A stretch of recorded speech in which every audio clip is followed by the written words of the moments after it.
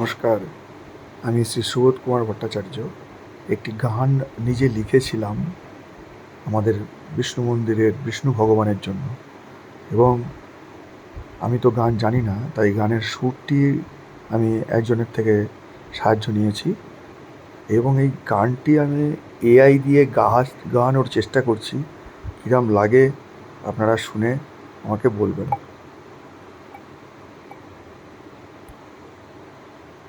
হে